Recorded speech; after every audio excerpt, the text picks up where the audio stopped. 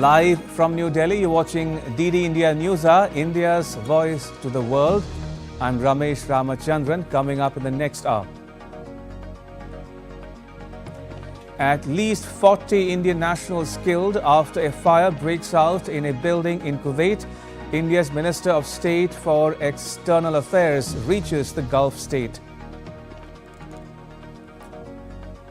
India's Prime Minister Narendra Modi to shortly leave for G7 summit in Italy. The US and Ukraine to sign a long-term security pact on the margins of the meeting. Gaza ceasefire plan hangs in balance as the US claims that Hamas has proposed changes, but the Palestinian outfit denies putting forward new ideas. British Prime Minister Rishi Sunak and opposition leader Keir Starmer spar in a TV debate, clash over taxes. Labour to release its manifesto on Thursday. And the US Central Bank keeps key lending rate unchanged, one cut possible in 2024, down from the 3 expected in March.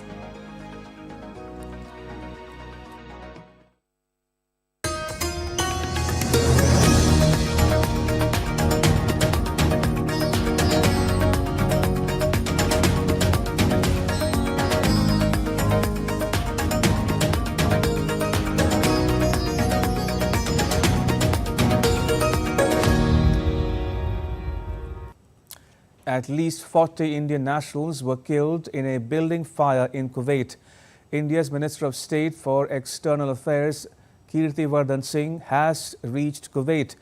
He immediately rushed to the Jabar hospital to ascertain the well-being of the injured Indians. He met 6 injured admitted at the hospital. All of them are reported to be safe. Before leaving for Kuwait, the minister said that a DNA test was being conducted to identify the victims. He said that an Indian Air Force plane was on standby to bring the mortal remains back to India. The situation is that the victims are mostly burn victims, and some of the bodies have been charred beyond recognition. So a DNA test is underway to identify the victims. And the Air Force plane is on the ready, and as soon as the bodies are identified, their kin will be informed, and our Air Force plane will bring the bodies back. The latest figures that we had last night, the casualty figures are around 48, 49, out of which 42 or 43 are believed to be our countrymen Indians. Earlier, India's Prime Minister Narendra Modi chaired a meeting to review the situation in Kuwait. The Prime Minister condoled the families of the deceased. He wished a speedy recovery to the injured. He announced an ex gratia of 200,000 rupees each, that is $1,400 each, for the families of the deceased. K. Vasuki, the Secretary of Non-Resident Keralites Affairs, in a statement said that 15 deaths have been officially identified and confirmed as being that of people from Kerala, adding that the state is in touch with India's ministry for further updates. Official sources have confirmed the death of 15 Malayalis in this unfortunate accident. And unofficially, we are having information that 24 Malayalis are dead. We are still awaiting the confirmation of the names of these Malayalis. And the primary focus of the state government currently is to bring the mortal remains of these Malayalis back to their homes in Kerala. So we are working with the Government of India and the Ministry of External Affairs as well as the Indian Embassy in Kuwait, who are all really cooperating with us and who are really working hard in the site of the event. Total of 12 lakhs will be given as immediate compensation to the family of the victims. And my colleague Ajay Joy joins us from Thiruvananthapuram. Ajay, there we heard the official speak about how 15 people have been confirmed to be from the state of Kerala so far. But that said, what can you tell us about a state government meeting on the incident?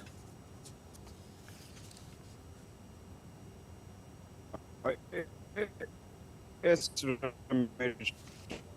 At, uh, in the morning, Kerala cabinet had a special meeting today, and it was decided to give that other industries from Kerala, they have offered their component also to this. So all these will be distributed, will be given to deceased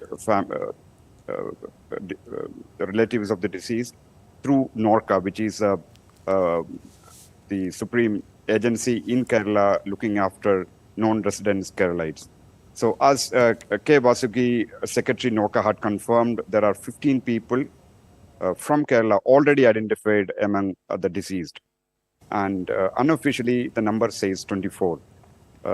It may go up also because, as it was pointed out earlier, this company is mainly owned by a Keralite, and most of the people, the workers, are from Kerala. And this is the official accommodation complex for the group. Although the ownership of the building stays with the sponsor of the group, a Kuwaiti citizen, but otherwise everything is managed by the company. So this this really points out to the gravity of the situation as far as the Keralites are concerned. Most of them are from Kerala.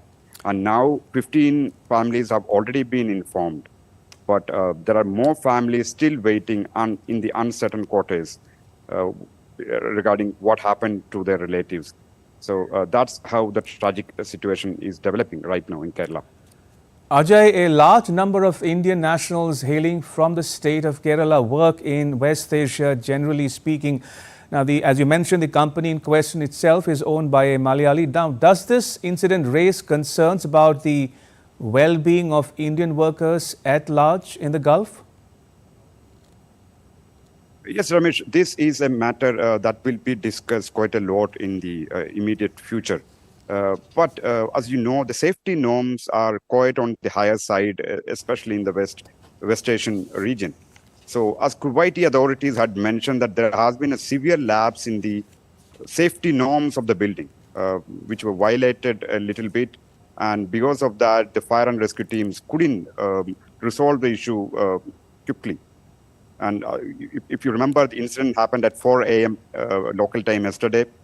And evacuation process, everything, and rescue, everything ended only by 3 p.m. in the afternoon. So that's how the situation was really bad, considering that there were some issues in the safety norms that were mentioned, that were in this mentioned apartment.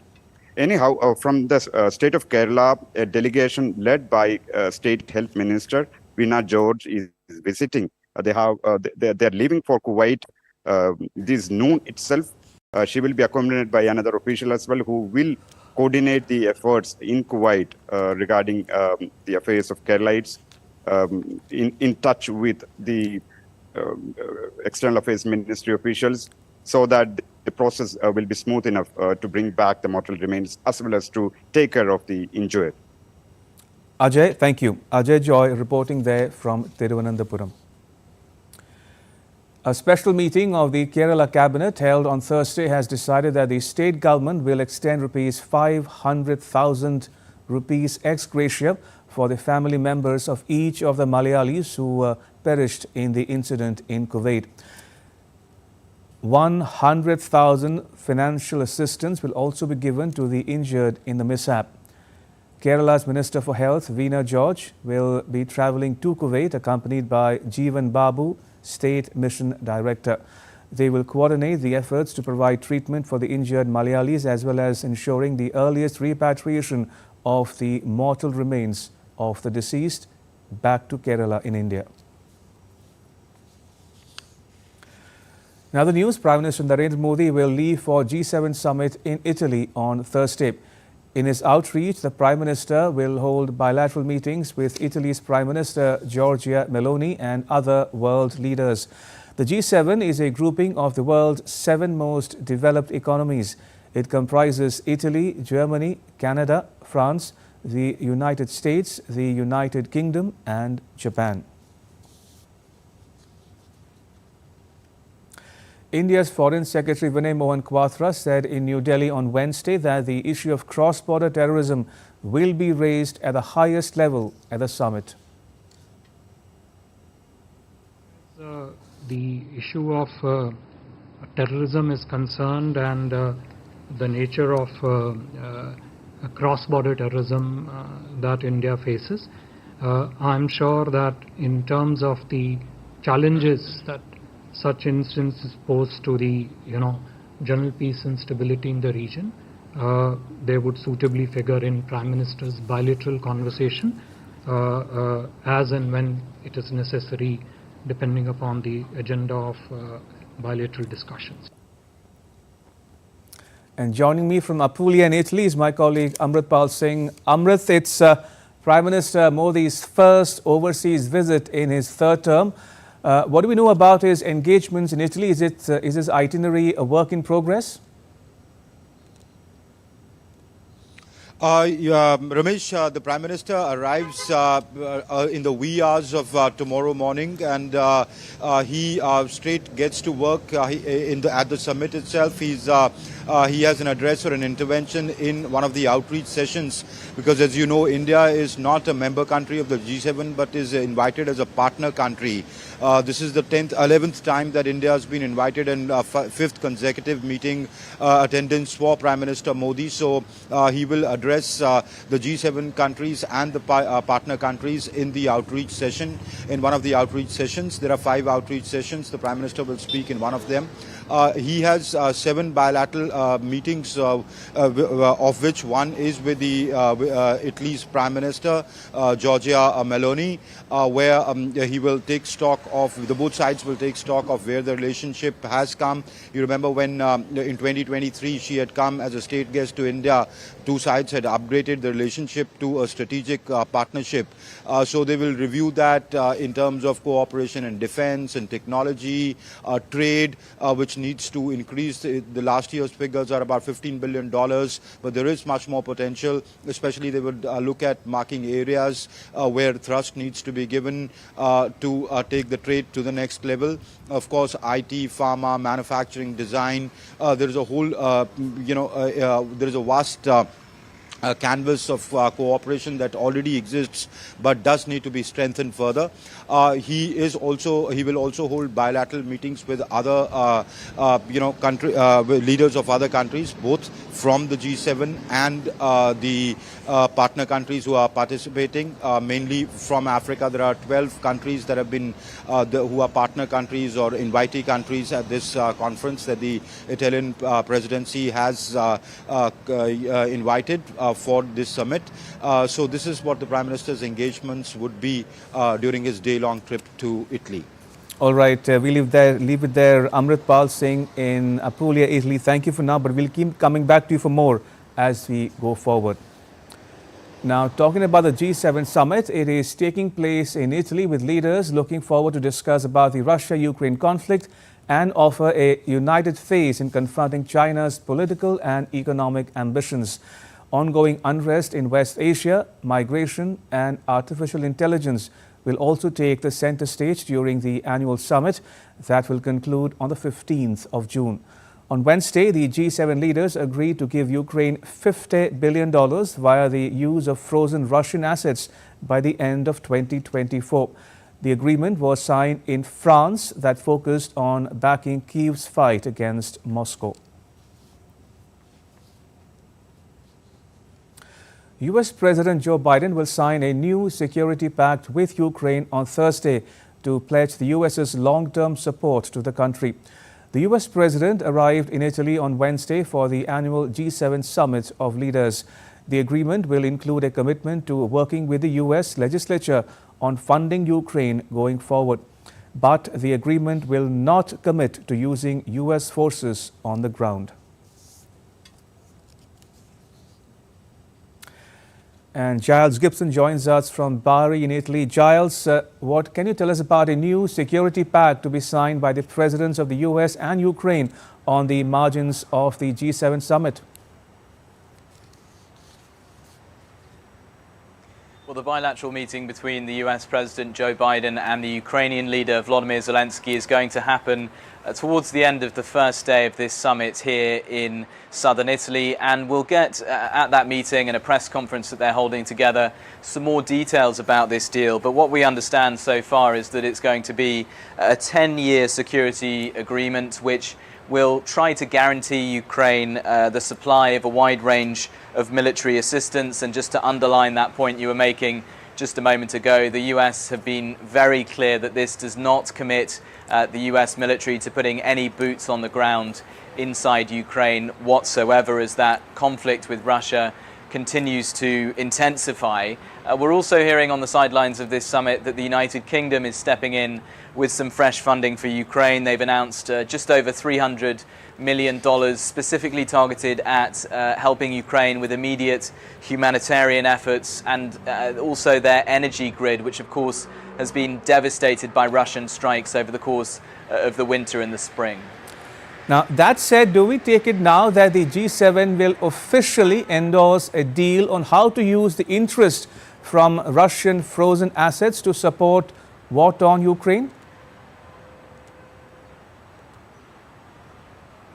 Well, Ramesh, it feels like we're getting closer and closer to that moment, but we might not get that official final deal signed and sealed by the end of this summit, which had been the hope going into the talks that are taking place here in southern Italy. We've had some interesting comments from the US National Security Advisor Jake Sullivan saying that the major tent poles for an agreement are in place and that experts will be working on the specifics to a defined timeline. So what it looks like we're moving towards is the sort of broad brushes of an agreement thrashed out by the leaders here in southern Italy, and then they will also commit to a timeline to work out the legal specifics of this, because there's been a huge amount of debate, for example, over who potentially is on the hook if the loan has to be repaid for some reason in terms of potentially a peace agreement, which doesn't look very likely at the moment, but you never know, could happen in the next few years or so. There's also been talk about whether the World Bank is going to step in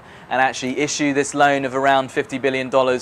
So yeah, it looks like we're getting closer and closer, but we might not have all of the I's dotted and all of the T's crossed by the end of this summit. Giles, thank you. Appreciate it. That's Giles Gibson reporting from Bari in Italy. And still to come on DD India News Hour. New Zealand's geological experts warn of possible landslides in Papua New Guinea.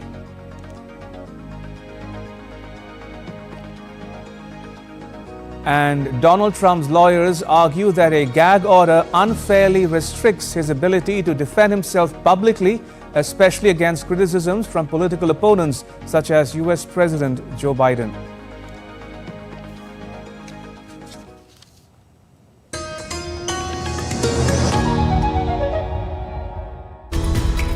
We just don't bring you the news as it unfolds. We get to the heart of the matter. We don't just present facts, we demystify complex social, political and economic events. We break stories that shape the world's present and future because you deserve the truth. I am Tanvi Taneja from New Delhi. I'm Ollie Barrett from London. I'm Nick Harper from Washington, D.C. Join us on DD India Global Monday to Friday at these times.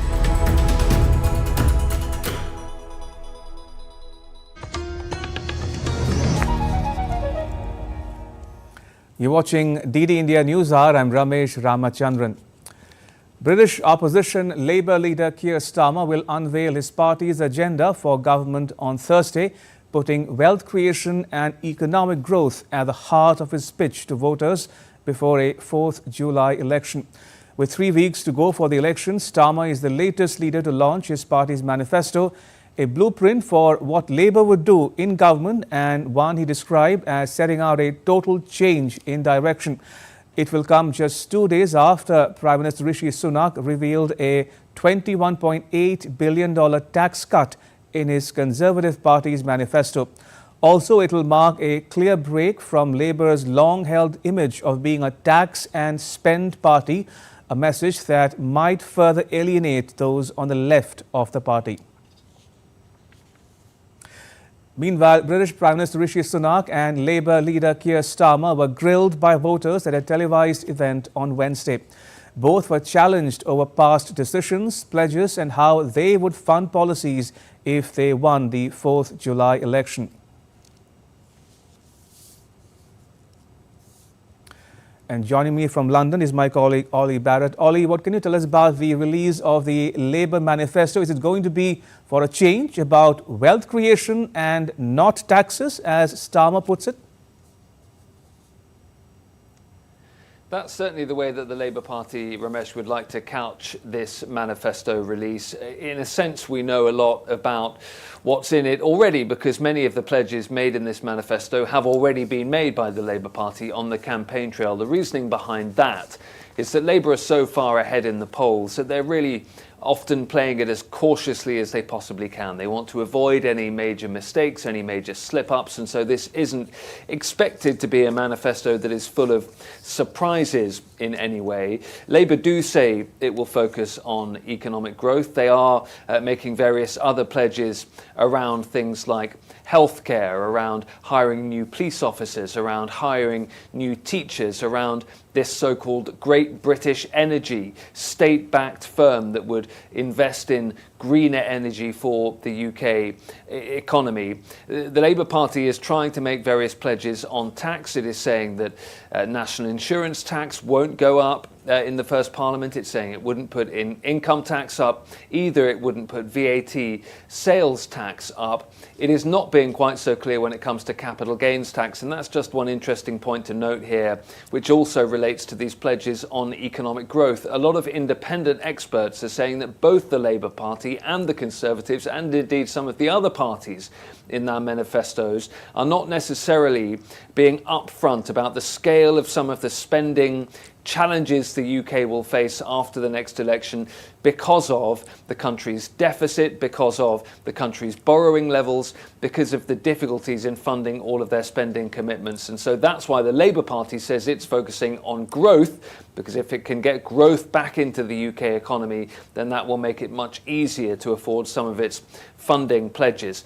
Growth, though, has been elusive, really, for the UK economy for years now. So it's very much easier to say in a manifesto than it is to actually deliver. Ollie, given what we now know, what a Labour manifesto might look like, how will it compare with the Conservative Party's manifesto? Surveys, as you mentioned, have shown that Conservatives are about 20 points behind Labour ahead of the 4th July election. It's interesting because the two parties, while they do have areas of difference and while they're attacking each other on various issues from taxation to energy policy to economic policy, they're both, I think it's fair to say, fairly centrist manifestos that are being put forward by the two major parties, the Labour and the Conservatives. Indeed, polling will tell you that quite a lot of voters believe that they don't see a huge amount of difference between the two parties in the round. That said, there are distinct elements of their manifestos. The Conservative Party, for example, want to push forward with their Rwanda migration plan. Labour say they would scrap it. The Conservatives are trying to claim that Labour would put taxes up. Labour are trying to move away from that characterisation by disputing some of the Conservative Party's figures. The Labour Party would tell you that the Conservatives' management of the economy in recent years has been chaotic and that many of the problems related to the cost of living crisis are the fault of the Conservatives. And so you do have these two parties still able to attack each other and criticise each other in a number of ways. But taking us back to where you started here, Labour are miles ahead in the polls at the moment, and the Conservatives continue to search for that so far elusive moment where they might be able to start to turn things around in some way. Ollie, thank you for breaking it down for the viewers. Appreciate it. That was Ollie Barrett reporting from London. In other news, US Secretary of State Antony Blinken vowed on Wednesday to keep pressing to seal a Gaza ceasefire deal. He said that not all Hamas demands were acceptable, but voiced the hope that gaps could be closed. Consulting with key mediator Qatar on the Hamas response to US President Joe Biden's plan, Blinken said that Hamas could have given a clear and simple yes. So, we were waiting on one response, and that was the response from Hamas. And as the Prime Minister said, last night we received a response. Hamas has proposed numerous changes to the proposal that was on the table. We discussed those changes last night with Egyptian colleagues and today with the Prime Minister. Some of the changes are workable, some are not. But Hamas said that it was ready to deal positively with the process. It stressed on the need for Israel to agree to a permanent ceasefire and full withdrawal from Gaza. At least 40 Indian nationals killed after a fire breaks out in a building in Kuwait. India's Minister of State for External Affairs reaches the Gulf state.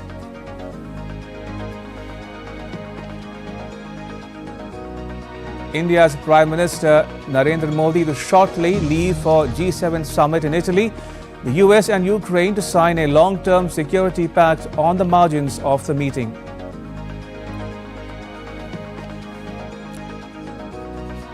And the US Central Bank keeps key lending rate unchanged. One cut possible in 2024, down from the 3 expected in March.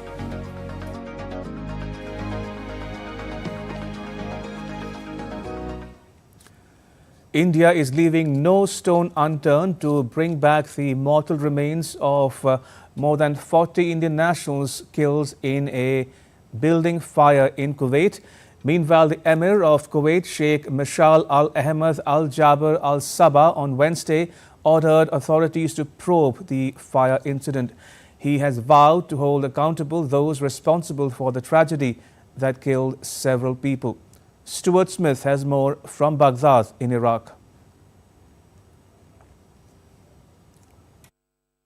State has arrived to help organise the repatriation of the mortal remains of the people that died in this fire. Consider that around a quarter of the occupants of that building died in the fire, 56 were injured, so another quarter injured in a blaze which is being suspected to be the result of violations in the housing code in Kuwait. The latest numbers have just come out from Kuwait about who and how many and to what extent the injuries are. 41 are apparently injured and have had to undertake surgery, orthopedics as well as invasive surgery. 9 remain in intensive care. 11 have been discharged from hospitals. Most of these people, Kuwaiti authorities say, suffered from carbon monoxide poisoning, smoke inhalation, but also broken bones as they tried to escape. Which brings us to the investigation. The head of the fire department investigating this fire has said himself that he believes there were violations to the extent that his own firemen were injured when trying to get these people out. He said 4 firefighters suffered injuries when they tried to enter the building, which had locked doors, which meant people couldn't get to the roof and nor could people get out on the ground floor. The head of the investigation also said, and this is preliminary information, but said that the walls between rooms were filled with flammable material. That's the cause of all that black smoke you may have seen in that inferno. Kuwaiti municipal authorities say they have so far inspected 95 buildings. In doing so, they have found 21 basement violations. This audit is ongoing. They are hoping to find all violations, and they are also trying to let people be aware in Kuwait that there is now a hotline for reporting any violations if there are any others that feel they are living in unsafe conditions. All right, moving on, the Moscow exchange has halted trading in US dollar and euro from Thursday. The move comes after the United States imposed a new set of sanctions against Russia. This has caused the ruble to fall to a near 3-week low against the dollar on the interbank market. The US dollar and euro would be suspended for forex and precious metals trading. Also, there will be no trading on equity and bond, money and standardized OTC derivatives markets in US dollars and euros. But the Central Bank of Russia has assured people that their dollar and euro bank deposits were secure. And joining me from Moscow is my colleague Dasha Chernyshova. Dasha, what's the economic rationale for Russia dumping the euro and the dollar?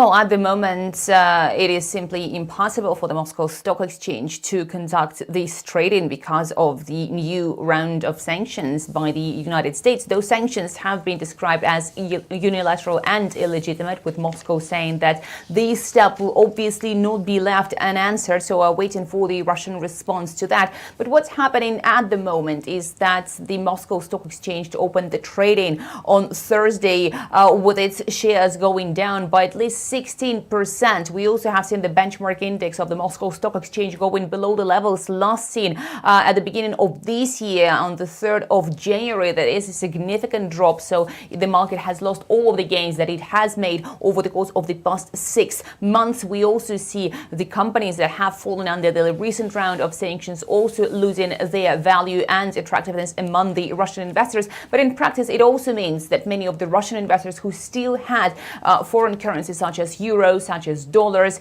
of the United States in their broker accounts, they are not able to withdraw their cash from their broker accounts. Now, the Russian brokers are saying that they have been warning about this possibility. The investors telling them that they need to minimize the risk and to withdraw the cash or translate it to the other currencies. But still, there are many people who have it. So now they are waiting for the contingency plan that has apparently been developed by the Russian authorities just to what to do now with this currency in their broker accounts. At the same time, the savings accounts and the banks are safe and sound, with the Russian central bank also saying that the value of the ruble will now be defined by the OTC trading.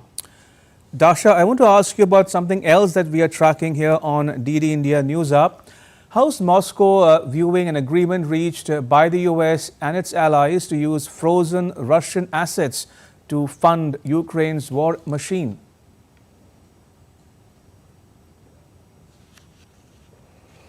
Well, it is viewed in Russia as a theft. Moscow has said that it is going to respond to that as well, because the use of the profits from the Russian frozen assets is in violation of all international norms, according to the officials here in Moscow. They also have said that they will start the legal procedures because they say the Western countries will have to be in court following this decision. So for the officials here in Russia, obviously, it is not an unexpected step. They have been prepared for that. They have been waiting for this to happen, as the discussions have been taking place for a while. But they do regard that as the loss of credibility by the Western countries and the loss of credibility of the Western financial system among the international investors. So Russia is saying that it is only worsening the attractiveness of investment into the Western countries, of holding the accounts and of holding any assets in the within the framework of the Western financial system. So certainly in Moscow it is viewed as a theft, and now obviously we're waiting for how Russia is going to react after this becomes the final decision of the G7. Dasha, thank you very much. Much appreciated as well. Dasha Chernyshyova there in Moscow. In other news, NATO defense ministers are in Brussels on Thursday and Friday for 2 days of talks to agree on a training support mission for Ukraine, as well as long-term financial commitments. NATO chief Jens Stoltenberg has termed nuclear weapons as NATO's ultimate security guarantee and a means to preserve peace. Stoltenberg's comments came after Russia conducted non-strategic nuclear drills. The NATO chief highlighted the alliance's efforts to adapt its capabilities to current security threats. So nuclear deterrent is our ultimate security guarantee and our ultimate deterrence. And this is something which is developed over many years, the nuclear sharing arrangements, where the United States has nuclear weapons in Europe, but where allies are providing the planes, the storage, the command and control, the support to make this an effective and secure part of NATO's total deterrence and defense. In news from the Indo-Pacific, New Zealand's geological experts warned of possible landslides in Papua New Guinea. Authorities ended rescue efforts and search operations in the area. The experts raised concerns on Thursday regarding the stability of the ground. Though only 11 bodies have been recovered so far, the total number of deaths still remains unclear. Papua New Guinea's government has said that more than 2,000 people have been buried alive, whereas a UN estimate put the death toll at 670. Meanwhile, India on Thursday sent a flight carrying 19 tons of humanitarian assistance and disaster relief to Papua New Guinea. The aid comprises 13 tons of disaster relief material such as temporary shelter, water tanks, hygiene kits, ready-to-eat meals and 6 tons of emergency use medicine, medical equipment such as dengue and malaria diagnostic kits and baby food. In the wake of a devastating landslide in the Enga province of Papua New Guinea, India had announced an immediate assistance of $1 million. India and Papua New Guinea are members of the Forum for India-Pacific Islands Cooperation. Moving on, former U.S. President Donald Trump's legal team responded on Wednesday to a guilty verdict he was given in New York City on 34 counts of falsifying business records. Trump's lawyers argue that the gag order unfairly restricts his ability to defend himself publicly, especially against criticisms from political opponents such as President Joe Biden and actor Robert De Niro. Caroline Malone reports from Washington, D.C. Awaits sentencing after being found guilty of trying to cover up hush money payments to former adult film star Stormy Daniels. His lawyers have said they will appeal. The New York judge in the case must formally approve the verdict and enter a final judgment. He set July 11th for the sentencing hearing. That's a time for the prosecution and defense teams to argue over what punishment Trump should get and for the judge to make a final decision. That will come just days before the Republican Party is likely to officially nominate Trump as their candidate for president, ahead of the GOP convention, where he's due to announce a vice president. Falsifying business records can get someone up to 4 years in prison, but most people, especially first-time offenders like Trump, usually get much less time or just a fine or probation. If he were to be given jail time, though, and then win November's presidential election, he could still serve as the US leader. Caroline Malone in Washington reporting for DD India. In more news from the US, the country's central bank has left the benchmark interest rates unchanged at 5.25% to 5.5% for the 7th straight meeting. The Fed raised the US core inflation forecast for 2024 and held GDP projections at the previous levels. The US Fed chair-led Federal Open Market Committee will meet on 30th and 31st of July to deliberate for the next set of policy decisions. My colleagues and I remain squarely focused on achieving our dual mandate goals of maximum employment and stable prices for the benefit of the American people. Our economy has made considerable progress toward both goals over the past 2 years. The labor market has come into better balance, with continued strong job gains and a low unemployment rate. Inflation has eased substantially from a peak of 7% to 2.7%, but is still too high. We are strongly committed to returning inflation to our 2% goal in support of a strong economy that benefits everyone. Tesla shareholders have a big decision to make on Thursday. They'll be voting on whether to award CEO Elon Musk a $56 billion payout. It's the biggest executive compensation package in history. But it would come as Tesla grapples with slowing sales and is laying off 10% of its workforce. The outcome could impact plans for the electric vehicle giant to expand to India. Tony Waterman has more from outside Tesla's factory in Austin, Texas, where the company is headquartered. Elon Musk has not received a dime from Tesla since 2018. No salary, no stock options, no bonuses. Instead, at the time, he had struck a deal with the Tesla board that would give him very favorable stock options if he met a bunch of really difficult targets, including growing the company from $59 billion to $650 billion in the span of a decade. And incredibly, he met those targets and now wants his due. But in January, a judge struck down the plan, saying the deal wasn't negotiated in good faith because the board was beholden to Musk.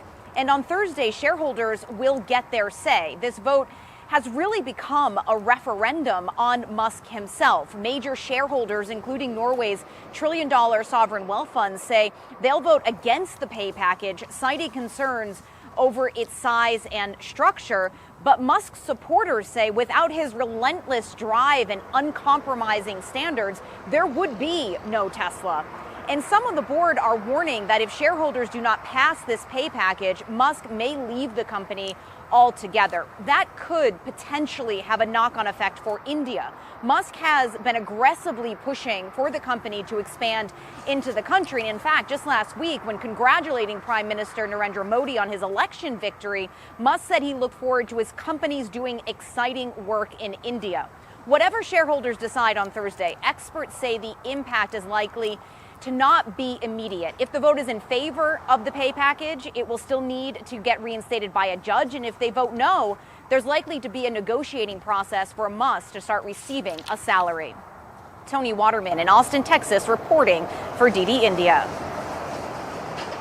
In some more news from India, BJP leader Pema Khandu took oath as Chief Minister of Arunachal Pradesh for a third consecutive term on Thursday. The swearing-in ceremony held in Itanagar was attended by Amit Shah, JP Nadda, Kiren Rijiju and Assam Chief Minister Himanta Biswa Sarma. Khandu became Chief Minister for the first time in 2016. He was re-elected as the leader of BJP Legislature Party on Wednesday, paving the way for him to be sworn in as the Chief Minister. The BJP won 46 seats in the 60-member Arunachal Pradesh legislature in the election held simultaneously along with the parliamentary election. Mr. Rajnath Singh on Thursday assumed office as the Defence Minister in New Delhi. Mr. Singh stressed that the aim is to make Indian armed forces self-reliant. He hailed India's defence exports and said the focus is on increasing the limit to 50,000 crores in the next 5 years.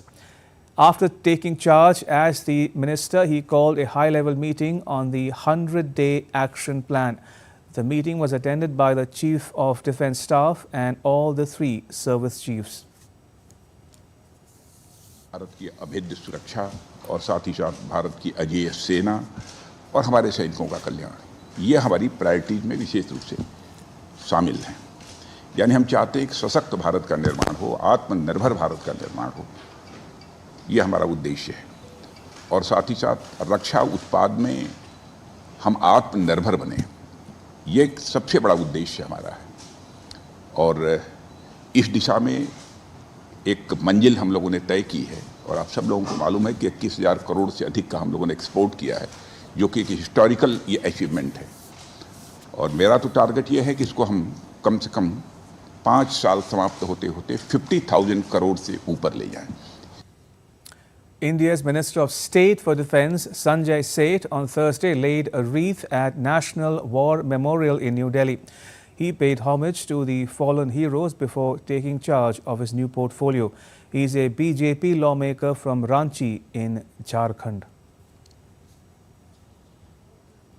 India's Women and Child Development Minister and Minister of State for Women and Child Development called on President Draupadi Murmu in New Delhi on Thursday.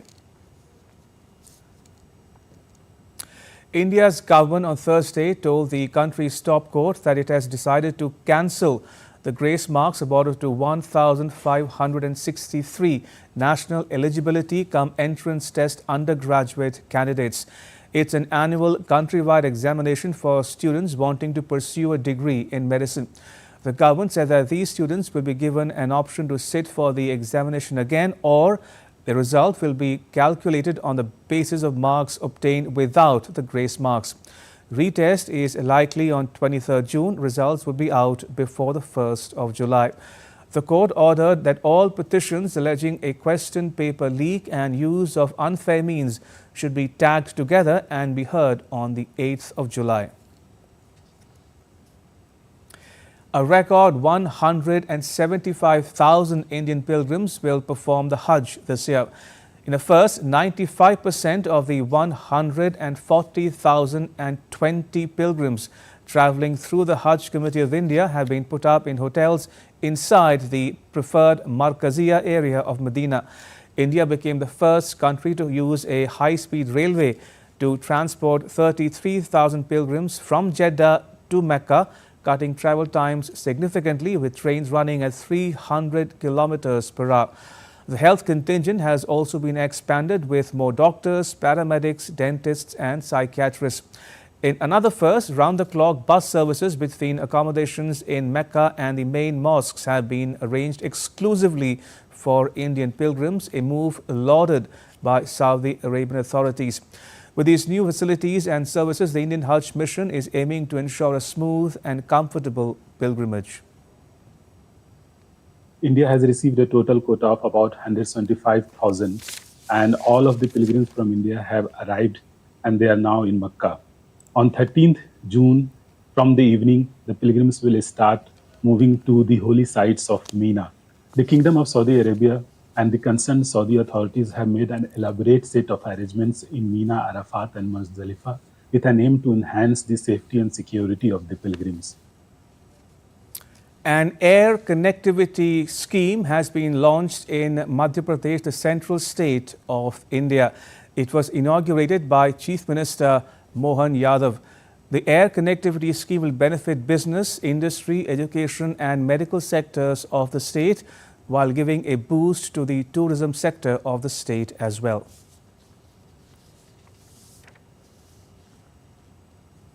And now to all the updates on the International Day of Yoga, which will be celebrated on the 21st of June.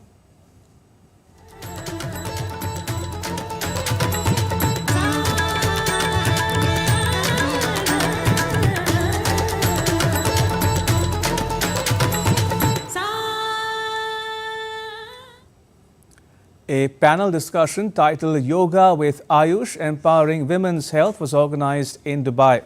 The panel discussion was held as a curtain raiser for the International Day of Yoga 2024.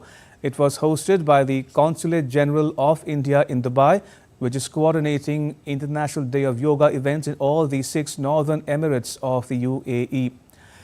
The Indian mission in Dubai is set to welcome 4,000 people for a yoga session at the Dubai World Trade Center on Saturday. Consul General Satish Shivan launched an International Day of Yoga website and registration page on Wednesday during a curtain raiser event held at the consulate.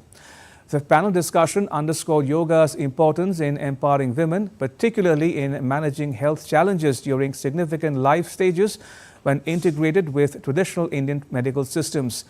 Raminder Jeet Kaur, a wellness consultant, delivered a speech on yoga's transformative power for women's empowerment and health, while L. Srilekha, a homeopathic practitioner in Dubai, echoed the synergy between yoga and conventional treatments for managing menopausal symptoms. 80%, 85% of women suffering from menopausal symptoms, that is trivial or severe. Among that, 75% people is suffering from vasomotor symptoms like hot flash, perspiration, night sweat, anxiety, headache, and also some emotional symptoms like anxiety, overthinking, depression and all. The menopause, women going through the bulging, stomach, the weight gain, the osteoporosis, 10% of bone mass is lost during the, menopausal phase. There is, what helps? What exactly can help there? What if I tell you there is something called as a lifestyle transformation, which is what yoga brings. The 8 limbs of yoga we call as a yama, niyama, we call as asana, pranayama, dharana, dhyana and samadhi. The 8 limbs of yoga are very beautifully intertwined into our everyday. When we start our day with a discipline, a basic of a Ayurveda which tells us about a dincharya. In Sri Lanka, the Swami Vivekananda Cultural Centre is observing the 10th International Day of Yoga with a 10-day-long yoga festival. The first event of the festival was held on Thursday at the Colombo National Museum. 200 children joined in the session. The event was supported by an Indian organization called Sadgamaya Foundation and the Mayurapati Sri Bhatrakali Temple in Colombo. Several events are lined up until 22nd of June across the island. The founder of Sadgamaya Foundation said that yoga helps in fusion of mind, body and soul. Only when we do the yoga, we can bring that real alignment of body, mind and soul. Okay, so we are effectively putting that to, the awareness here. Going to 10 different locations in Sri Lanka, all the best of the locations in Sri Lanka, and it's completely organized by Indian Embassy. And each day we have a particular theme. Today we had a theme on yoga for women, and then we have the next day yoga for family, yoga for health, yoga for you can say mental health, and also creating the bigger awareness among the Sri Lankans and foreigners here. The India Meteorological Department forecasts that heat wave conditions will continue to prevail in northern, northeastern and central India on Thursday. According to the Met Department, the states which will reel under a heat wave are Uttar Pradesh, West Bengal, Bihar, Jharkhand, Uttarakhand, Himachal Pradesh, Punjab, Haryana, Delhi, Rajasthan, Madhya Pradesh and Odisha. Heat wave to severe heat wave conditions are likely over Uttar Pradesh till 16th of June, while they will persist over West Bengal, Jharkhand and Bihar till the 14th of June. The flood situation in Assam has improved in the past few days as none of the rivers is flowing above the danger mark. The number of flood-affected villages has come down to 25 in the two districts of Karimganj and Nagaon. National Disaster Response Force and State Disaster Response Force teams are carrying out rescue operations and providing relief materials to the flood-affected people. To sports news now, India confirmed a Super 8 spot by registering a 7-wicket win over the US on Wednesday. Put into bat first, the US struggled as Arshdeep dismissed Shayan Jahangir and Andreas Gauss in the first over. But Stephen Taylor and Nitish Kumar set the stage for a competitive total of 110 for 8. Meanwhile, India also struggled at the start with Saurabh Netravalkar sending openers Virat Kohli and Rohit Sharma back early. But Surya Kumar Yadav and Shivam Dubey steadied the innings and got India over the line with 10 balls to spare.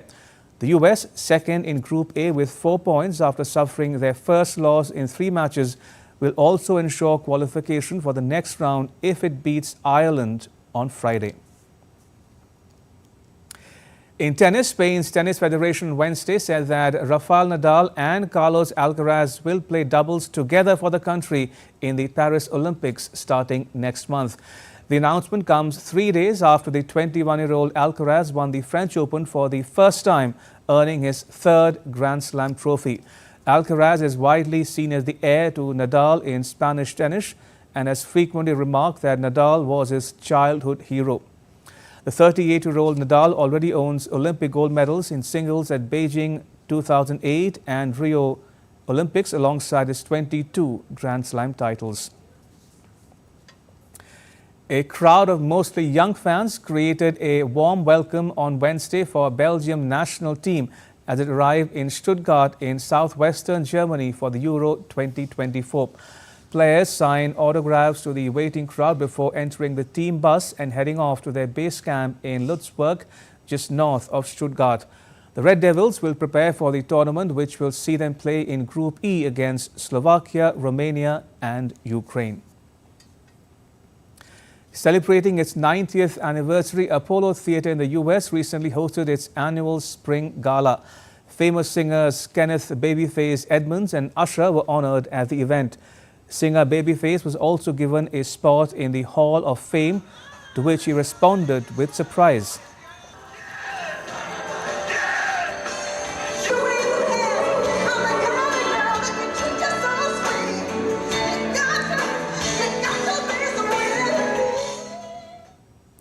And with that, it's a wrap on this edition of DD India News Up. For those of you on the go, you can get all the latest news and updates on the DD India mobile app. The app is available on both Android and iOS platforms. You can scan the QR code on the screen to download it. And let us know your thoughts on the news of the day. You can connect with us on Facebook, X and Instagram. You can also check out our website ddindia.co.in. We'll be back with more news as it breaks here on DD India. I'm Ramesh Ramachandran. All of us here in New Delhi. Thanks for watching DD India News Hour.